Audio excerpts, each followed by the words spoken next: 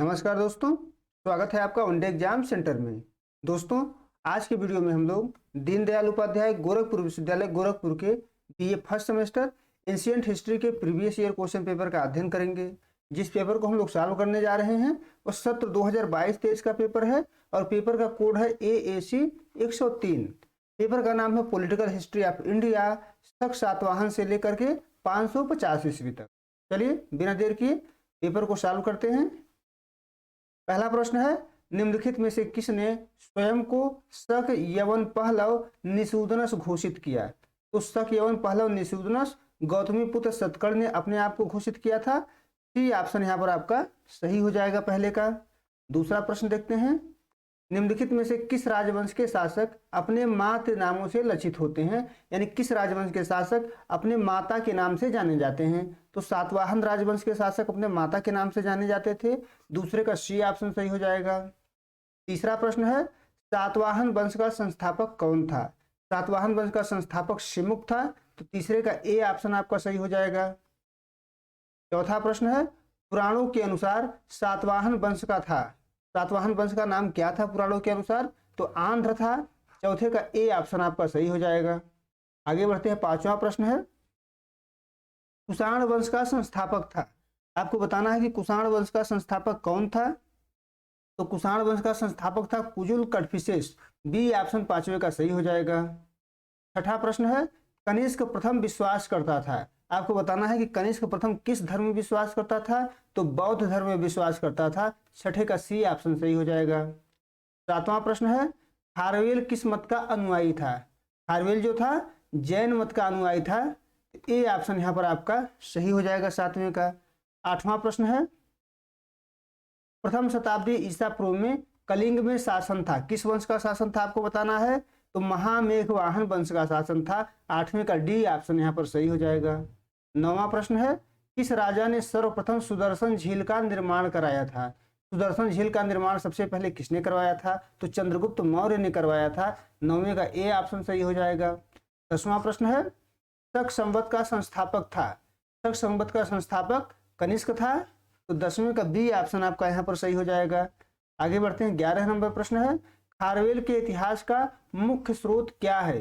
तो खारवेल के इतिहास का जो मुख्य स्रोत है वह हाथी गुम्बा अभिलेख है। सी ऑप्शन 11 का सही हो जाएगा। 12 नंबर प्रश्न है, सिकंदर के आक्रमण के समय तक्षशिला का शासक कौन था? तो जब सिकंदर आक्रमण किया था उस समय तक्षशिला के शासक का नाम था आम्भी। तो बी ऑप्शन आपका 12 का सही हो जाएगा। 13 नंबर प्रश्न है, पुरुषपुर राजधानी थी, किसकी राजधानी पुरुषपुर थी? तो कुषाणों की राजधानी पुरुषपुर थी। डी ऑप्शन आपका 13 का सही हो जाएगा। आगे बढ़ते हैं, 14 नंबर प्रश्न देखते हैं, किस गुप्त शासक ने हूणों को पराजित किया था? स्कंदगुप्त ने पराजित किया था। 14 का डी ऑप्शन सही हो जाएगा। 15 नंबर प्रश्न है, एक ब्रह्मण की उपाधि किसके लिए प्रयुक्त की गई है? गौतमीपुत्र सतकर्णी के लिए प्रयोग की गई है। तो ए ऑप्शन 15 का सही हो जाएगा। 16 नंबर प्रश्न है, शक संवत का आरंभ किस वर्ष हुआ था? तो शक संवत का जो आरंभ हुआ था वह 78 ईस्वी में हुआ था। बी ऑप्शन आपका 16 का सही हो जाएगा। 17 नंबर प्रश्न है, फाहियान ने किस शासक के समय भारत की यात्रा की थी? किसके समय फाहियान भारत आया था? चंद्रगुप्त द्वितीय के समय आया था। 17 का बी ऑप्शन आपका सही हो जाएगा। 18 नंबर प्रश्न है, वाकाटक वंश का संस्थापक कौन था? तो वाकाटक वंश की स्थापना जिसने की थी उसका नाम था विंध्य शक्ति। ए ऑप्शन 18 का आपका सही हो जाएगा। 19 नंबर प्रश्न है, मगध के किस शासक के उग्रसेन के रूप में जाना जाता है? किसको उग्रसेन के रूप में जाना जाता है? तो महापद्म नंद को जाना जाता है। सी ऑप्शन आपका सही हो जाएगा। आगे बढ़ते हैं, 20 नंबर प्रश्न है, भारत में यवन आक्रमण का साक्ष्य है? तो यवन आक्रमण का साक्ष्य गार्गी संहिता में मिलता है। बी ऑप्शन 20वें का सही हो जाएगा। 21 नंबर प्रश्न है, प्रभावती गुप्ता पुत्री थी, किसकी पुत्री थी प्रभावती गुप्ता? तो चंद्रगुप्त द्वितीय की पुत्री थी। 21 का बी ऑप्शन आपका सही हो जाएगा। 22 नंबर प्रश्न है, गुप्त काल में युद्ध एवं शांति मंत्री जाना जाता था, किस नाम से जाना जाता था? संधि विग्राहिक के नाम से जाना जाता था। बी ऑप्शन आपका सही हो जाएगा। 23 नंबर प्रश्न है, संस्कृत राजभाषा थी, तो नंद वंश की राजभाषा जो थी संस्कृत थी। सी ऑप्शन आपका 23 का सही हो जाएगा। 24 नंबर प्रश्न है, कुषाण मूलतः कहाँ के निवासी थे? तो कुषाण जो थे मंगोलिया के निवासी थे। बी ऑप्शन आपका 24 का सही हो जाएगा।